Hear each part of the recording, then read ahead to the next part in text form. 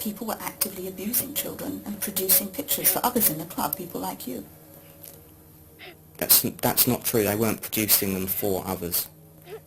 But children were being abused to provide images. There were some children. We just didn't see it as abuse. We saw it as there were some children involved in relationships. But the idea that children could possibly want sex is totally abhorrent to everybody.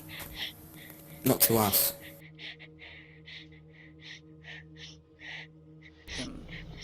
Why would you abuse an 18-month-old child? Well, for a start, I didn't.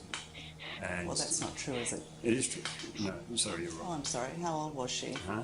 How old was she, Peter? You are confusing different things. I don't want to get into that. How old was she? Huh? How old was she? I don't want to get into any of that yet. Right, okay. Whether that child was 18 months, 2 years, 3 years, or perhaps we're mixing it up with a 9-year-old child, or an 11-year-old girl, 12-year-old girl. You've done it to all of them, haven't you? All right, I will go back to this now. No comment. It's the coward's way out, isn't it? It's the realistic way out.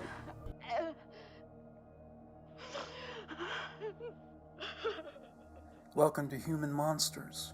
Before I begin this episode, I must issue a warning. The content is some of the most disturbing yet covered by this podcast. It describes the activities of people who abduct, sexually abuse, torture, and even murder children.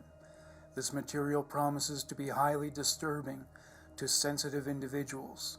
Listener discretion is advised. This episode focuses on Hurtcore, a form of extreme pornography. It is also about the people who facilitate and produce it.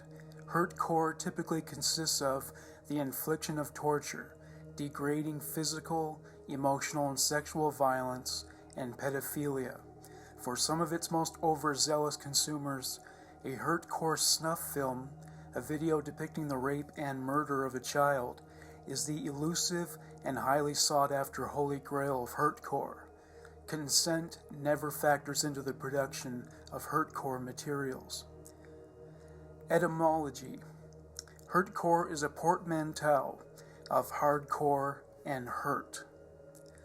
Dark web. Hurtcore, along with other genres of child pornography, is offered within the domain of the dark web. The dark web exists on dark nets, overlaid networks that use the internet without making its content discoverable by the general public within the rubric of a search engine. Some of the most popular networks within the dark web include Tor, Freenet, I2P, and Riffle. They are run by public organizations. As a marketplace, it is not exclusive to child pornography. Drug dealers, arms dealers, terrorist organizations, and other groups wishing to operate, usually for profit, illicit business operations without attracting attention from law enforcement agencies, often turn to the dark web to do their business. Some areas of the dark web require the use of specific software configurations. Some areas of the dark web require the use of specific software configurations or authorization to access. Other criteria may be required. For example, in many child porn circles,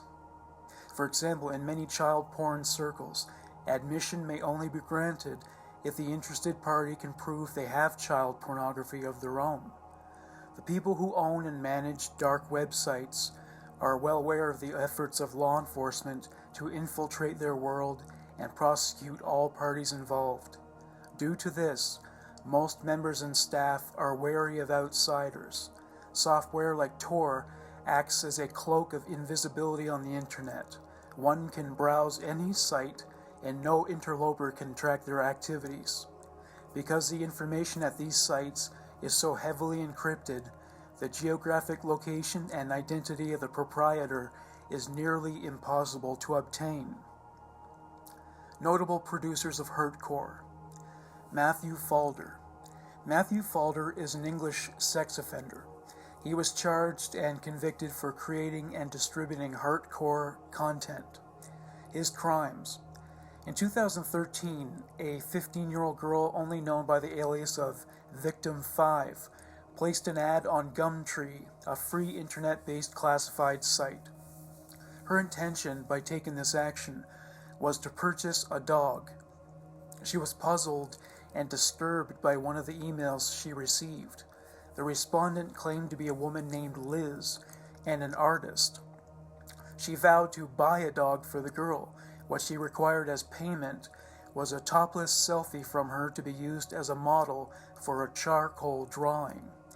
They continued their dialogue through email. Throughout their communications, the girl disclosed the private pain she had been suffering through. At the time, she was in foster care and a target for bullies. She also mentioned that she had a younger brother she loved very much. She spotted a dog she liked. The dog's price was £275. Liz repeated her promise that she would buy it for her, provided that she receives the topless photo. She also promised that, quote, absolutely nobody besides myself would ever see it, unquote. The girl obliged and sent the photo Liz requested. After this, Liz's tone changed significantly. Her disposition became abusive. Liz demanded more photos and threatened to send the first one to her bullies if she did not comply. Victim 5 sent more photos, but it was never enough to satisfy Liz. The more she sent, the more abusive and threatening Liz became.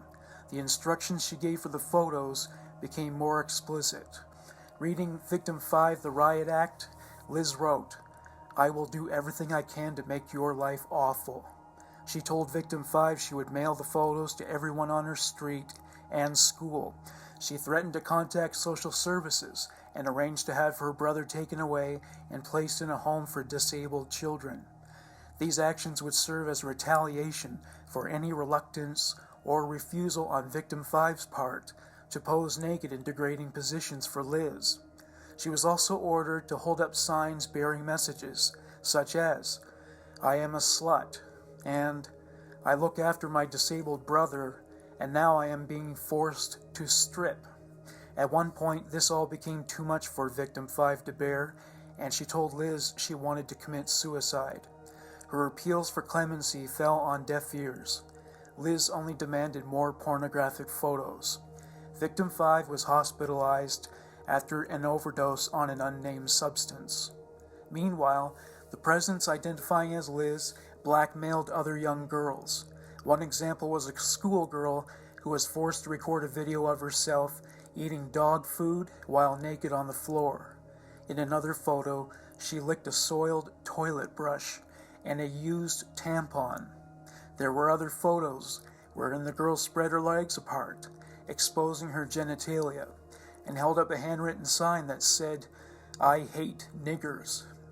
As if Liz's behavior wasn't disturbing enough to these girls, her real identity would be even more chilling. Instead of a fellow teenage girl, it was actually Matthew Falder. He was a graduate of Cambridge University and in his mid-20s. He led a double life.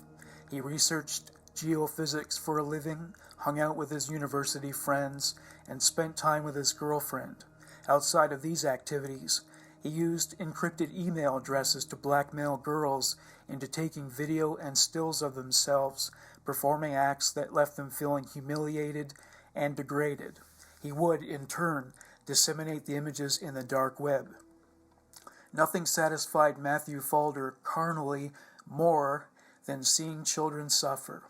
To quote the prosecution at his trial, Falder treated his victims, quote, both as sex objects and as objects of derision. The content he favored the most on the dark web as a consumer featured children in positions of degradation and or pain. One of his favorite extreme porn forums was called 100 Things We Want to See at Least Once. One of his contributions to this thread was a young girl being used as a dartboard, a video depicting a child's bones being slowly and deliberately broken, and the abuse of a paralyzed child. Falder joked with the detectives who arrested him in June 2017, saying the charges sounded like, quote, the rap sheet from hell. He was sentenced to 32 years in prison. He confessed culpability for over 100 offenses between 2009 and 2017.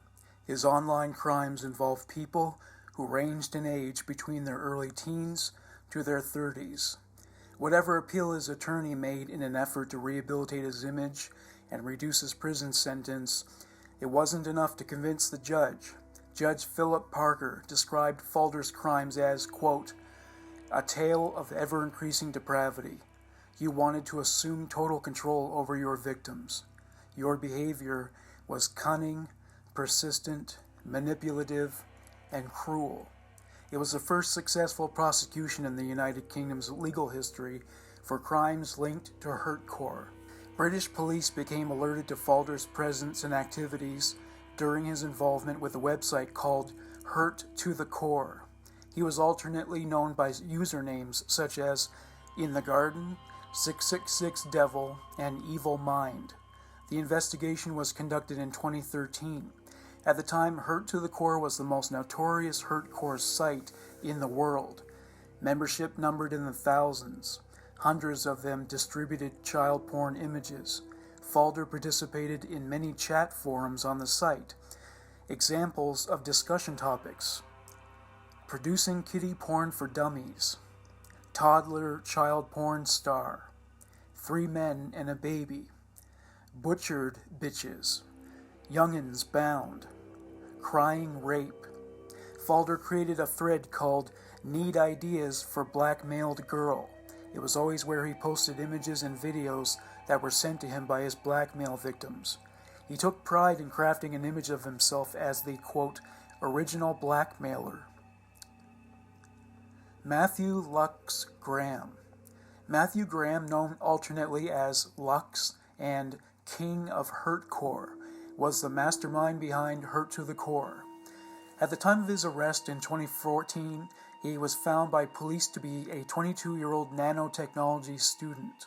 He ran Hurt to the Core and other Hurtcore sites as part of his, quote, pedo empire in his bedroom at his parents' house in suburban Melbourne, Australia.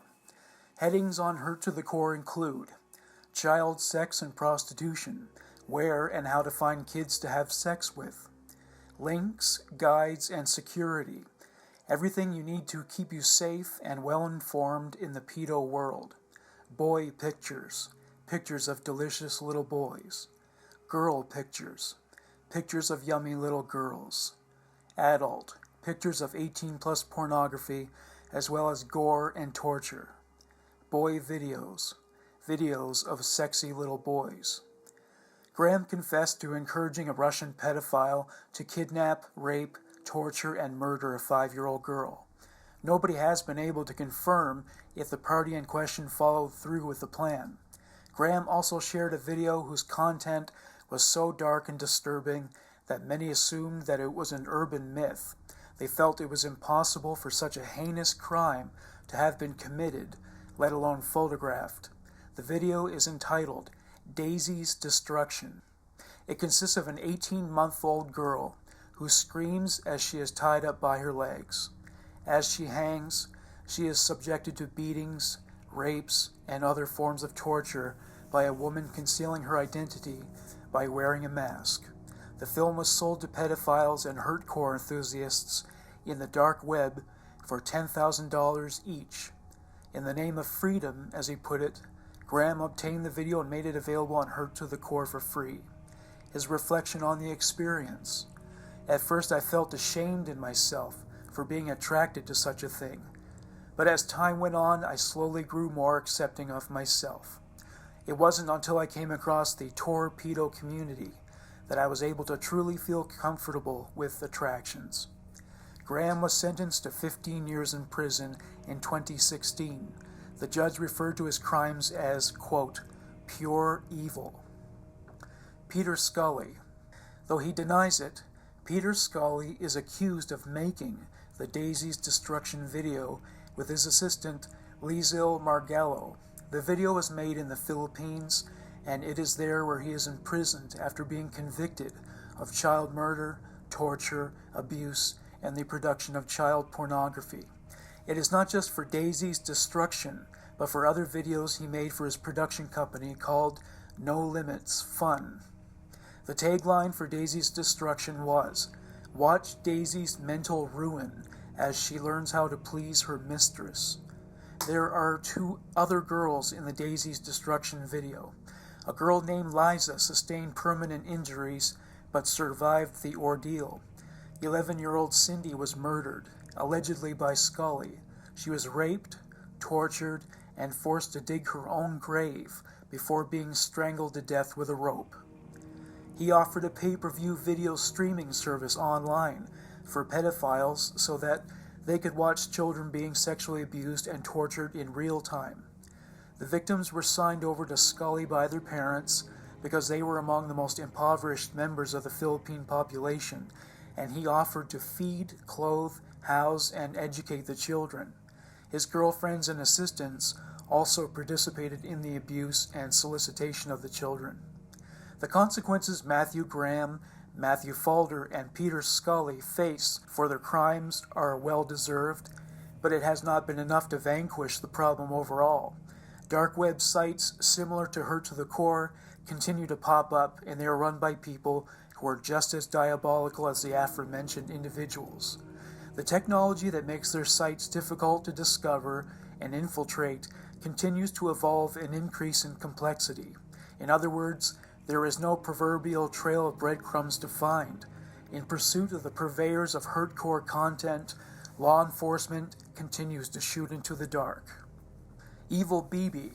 Evil BB was a website that gave advice to fellow pedophiles on how to abduct and torture children within the framework of sexual abuse and the production of child pornography. The following are some samples of such advice. Topic: mistakes to avoid on your first kidnapping. Wearing a mask to kidnap risks drawing attention from every possible witness in area. A man walking to a girl is normal.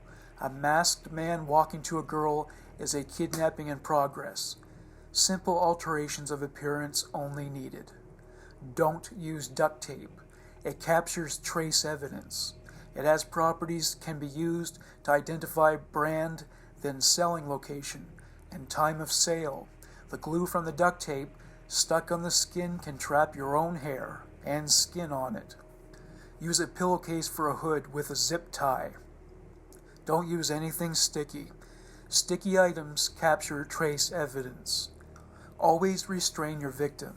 Practice using zip ties. You do not want to risk your victim escaping once she is captured by you. Chemicals will take time to work and are only effective when exact factors body weight, allergies, dosage can be properly administered, risk damage or death if used careless. Intimidation plus quick coercive force best. The use of drugs talks more to your own feelings of inadequacy at controlling the situation.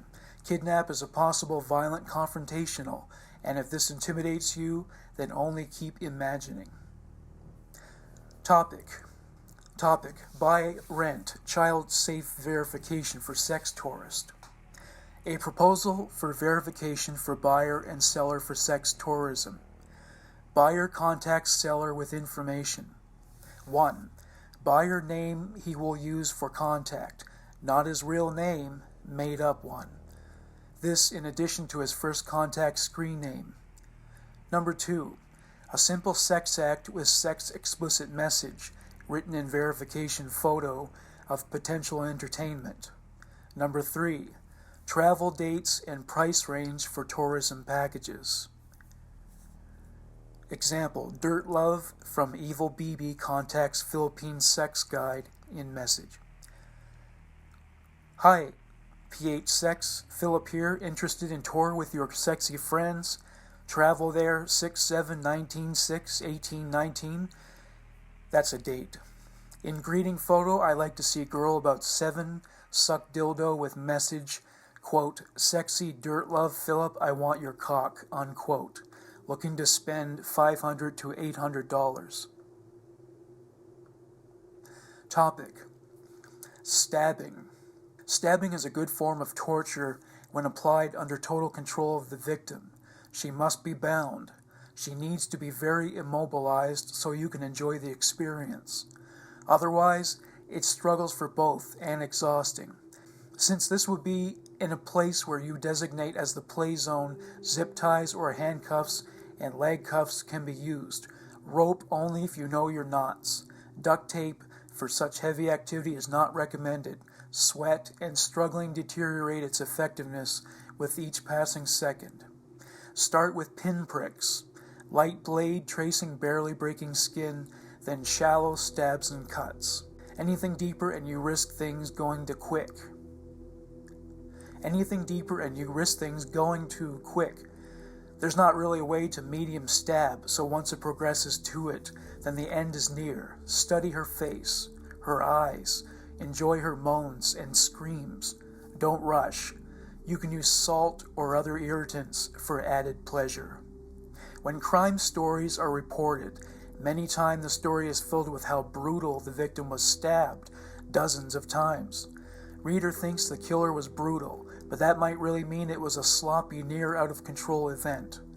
Most stabs in these cases are shallow and not a good bringer of death.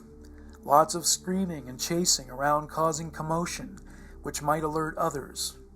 The other risk of a wild stabbing is stabbing yourself by accident or lose control of knife and it is used against you.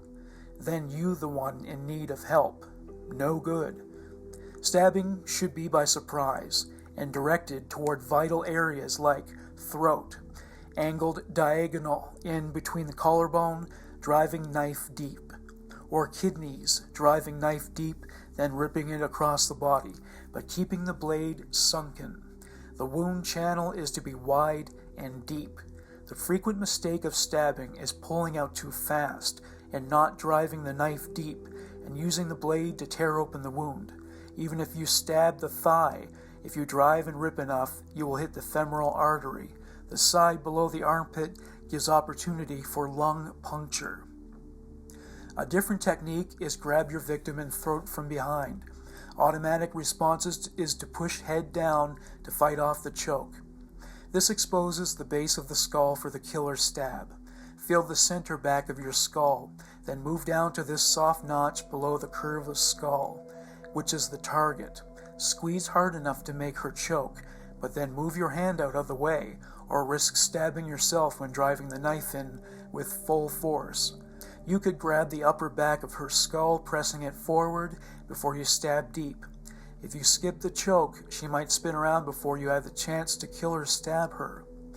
Choice of knife for killing should be thick, sharp, heavy blade, like butcher knife. A common knife is best if you do not plan to dispose of the body. Knives with unique features can be traced down to specific models. Topic: jailbait rape. World of difference between child porn with family and world of difference between child pornography with family and film kidnap and rape a stranger. Make movie is hard alone and kidnap, rape action planning is needed. A place to do it and lighting is important too.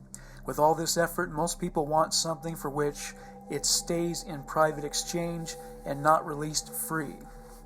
Topic: raping 7 to 9-year-old girl must be best fun. Golden ages, any in single number ages. Those are the only ones adults watch out for. Makes them prized. Garrote her until she turns many colors, then let her recover for more reps. Topic: long-term kidnapping, abduction. Long-term storage should always be thought of as only this long-term storage. She's not a girlfriend, she's not your common law wife, she is only your kidnapped victim, and you should always respect this reality. Take out, play, put back away, securely. Treat her as an exotic and dangerous pet. Never want her to have the opportunity to hurt you. As the nuts and bolts of the relation, a room or a large closet dedicated for her long-term storage will be needed. A hidden room in a basement or a walk-in closet on the upper floor can do. Within the storage room should be her cage. Cage can be bought or made. It should be locked when she is in it. She should be bound at all times inside the cage. Example is hog tie and zip ties. Cloth in mouth to gag securely with zip tie. Mittens on hands, blindfold if desired, then wrapped in thick sleeping bag. The cage bars and floor can be padded so loud noise is not possible. Topic: extreme rape torture method. Hold family hostage. Kill members unneeded for desires. Kidnap mom, youngest prettiest child, and her favorite pet. Convince child only path to saving her mom is to sexually abuse her loving pet to death while her mom watches. Then, after pet dies, have the child sexually molest and rape her mom. Keep making the child perform until she grows to enjoy it. Then the mom will break and kill her own child. Now drug the mom and convince her the only means of leaving is necrophilia on the corpses of her child and pet. Topic: small guide for kidnapping. A note on burning evidence. Unless burning the crime scene itself, like her home or the place of play that you do not have total control over, it is best not to burn anything. Smoke attracts attention, and burning anything thicker than paper takes time. The longer it takes, the more it may be noticed. It is more discreet to use the appropriate cleaning chemicals, then dump the sanitized items in several different public heavily used dumpsters in an unrelated town or city. Tools. Do not use duct tape. Duct tape is a magnet for trace evidence like skin, hair, and fiber, including the negatives already mentioned, fingerprint capture, and glue signature. Duct tape is only for use during play and should be removed before the body is cleaned. It should be carefully discarded separately with other incriminating items, like rope. Rope also can attract trace evidence and requires a good technical level to be effective in a short and frenetic situation such as a kidnapping. Chloroform takes 6 to 10 minutes to work. That means 6 to 10 minutes of struggling with a person fighting for her life, which is an eternity. The chemical odor is sharp, and it can also burn the skin, making a discreet situation far from it if encountered. Decisive, strong course of action increased with brute force, if necessary, is better. Confession posts. Confession posts exist on dark web child pornography sites, especially in Hurtcore circles, for members to confess their crimes and fantasies. The following is a recording of a confession from an individual who claims to have raped his young daughter to get revenge on his ex-wife following a divorce. Title: A Child of Divorce. Daddy Don posting about hurting my 8-year-old daughter to get back at my bitch ex-wife. She wanted a divorce, so I took our daughter and left her. Slag will not be paid child support. We moved far away to a large city.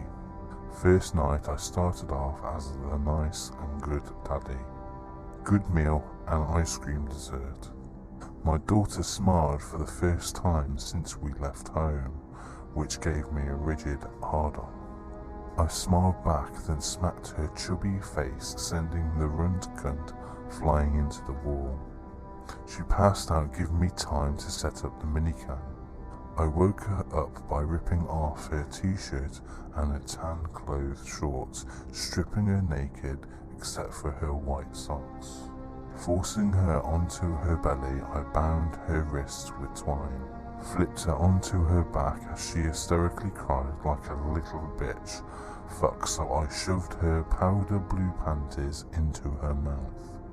I looped twine around each ankle, then yanked hard, cracking her hips to secure her feet behind her stupid blonde head. The camera zoom focused on her spread, dry her face partially obscured by her panties. I took 6 thick upholstery needles out and shoved them into her. I pulled her gag out and listened to her spit and splutter. Daddy, no, no, no, please don't, Daddy, don't, I love you. Shoving the panties back in place, I roughly spread her I impaled her puffy lips 3 times on each side, driving the heavy needles deep into her thighs, and I jerked off, spraying all over her bloody thighs, its saltiness stinging badly, causing her sore hips to buck wildly. I shut the camera off and bent down beside her cherry red screaming face, my wide hand covering her mouth, thumb and forefinger pinching her nose shut. Her pale green eyes saucer wide as she struggled for breath. My little asthmatic plummeted into a frantic tailspin of an attack, so I shoved the inhaler into her mouth and begun the process of calming her down. I reviewed the footage and it looked good. I will post some screen caps for interested traders. I don't plan on selling the clip, but make an offer if you think it's worth my time. My new sub-daughter and her dad might make more videos, but for now this will be the only video available. One day I will send pictures of our daughter's torment to my pig ex-wife. Sub-daughter will be naked, wearing only her spiked black leather collar. Her body covered in fat worm-like welts after she's been beaten by various studded paddles and rubber hoses, double-end dildos stuffed in both holes. I wish I could hear her mom's wails as she first sees the broken petals of her precious little flower. A survivor's story. Clearly none of the people who consume and or produce child pornography ever take into account how their pursuits affect the children. The following is an autobiographical account of one person's journey from child victim to adult survivor. It started when I was 5. My parents had split, one found a new partner, and with that new partner came a whole new family, new cousins, new aunts, new uncles. I thought it was cool. I'd never had a family around me other than my mom and dad before, so it wasn't hard for them to gain my affection and trust, and for the most part, that was okay. But one of those new members had intentions I never could have prepared myself for, or foreseen. I'm just going to call him B for privacy reasons. To me, B was the coolest guy ever. He played games with me all the time. He'd spin me in the air and give me cool toys. When he'd babysit me, he'd let me have whatever I wanted. For a while, he had me convinced he was the one who cared about me the most. And when I turned 6, some things changed. That's when he began the abuse. After a year of gaining my love, he lived right next door, so he babysat me all the time. It started off innocently enough, I guess. Games that he told me involved undressing, but it was okay because he was family. But that undressing turned into touching, and that touching turned into a whole lot more later on. I don't remember any exact timelines of this, just the general basis of what happened. But I know it wasn't long after those games started that he began having me watch porn with him.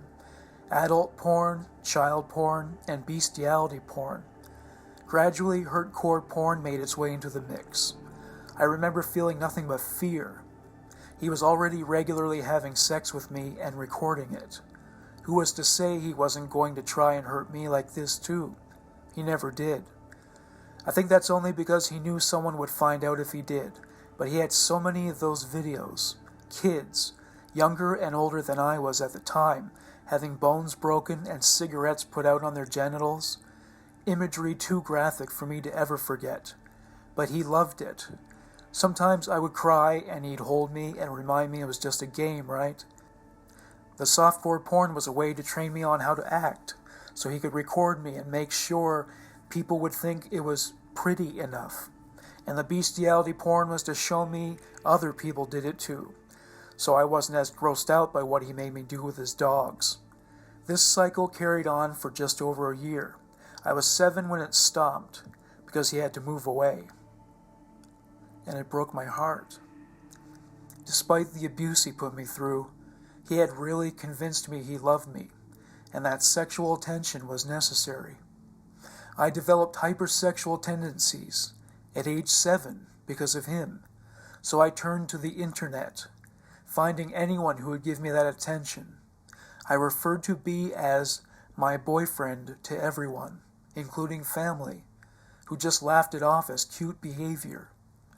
Online, I'd use sites like Omegle and apps like Kick to talk to pedophiles because they gave me the same praise B had.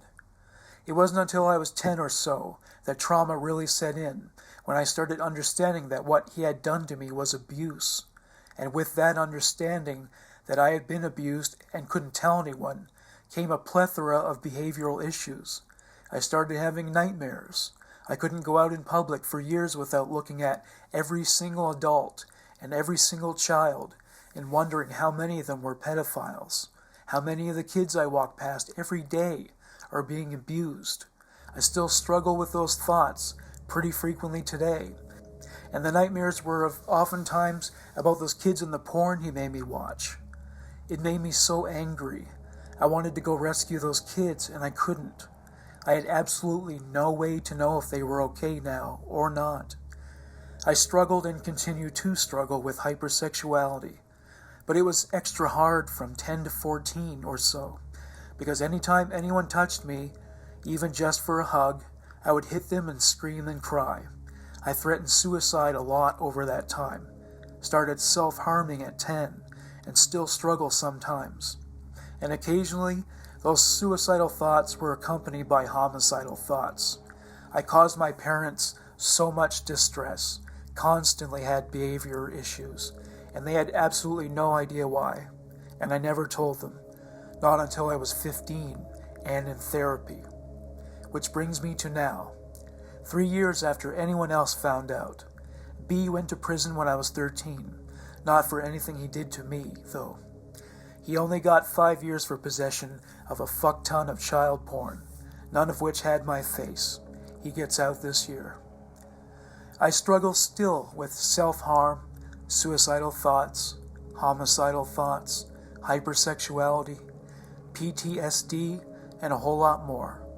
I worry for every kid I meet, hoping that they'll never experience anything I did. My loss of innocence left me with a fear of growing up, because I didn't get to experience most of my childhood, and now I never will. I also struggle very, very heavily with the fact my abuse is still out there in the form of child porn. Those photos and videos he sent of me to other pedos are probably still being distributed. People still have them. People are still using them to get more kids abused. It makes me feel guilty. I know it's not my fault, but it's still my body being used to get more kids hurt. That is going to live with me forever. My day-to-day life is changed for the rest of my life now. It doesn't help. The amount of people who throw the, quote, "You're a boy, boys don't get raped," unquote, or the more common, "So that's why you're gay, you must have liked it then." I save that for the end, so you do have to hear the rest first. I've found that most people will read through that piece assuming I'm a girl, and if they know I'm a boy beforehand, they take my story less seriously. I'm telling my story here in hopes of helping someone like me. It goes without saying that the people who produce, consume, and distribute child pornography define the term human monsters. As the technology of computers and the internet becomes more and more advanced, law enforcement struggles to catch up with pedophiles. Let's hope that the technology brings a new dog to the fight, one with a nose for needles and haystacks. Thank you for listening to Human Monsters. This is Morgan Rector. Bye for now.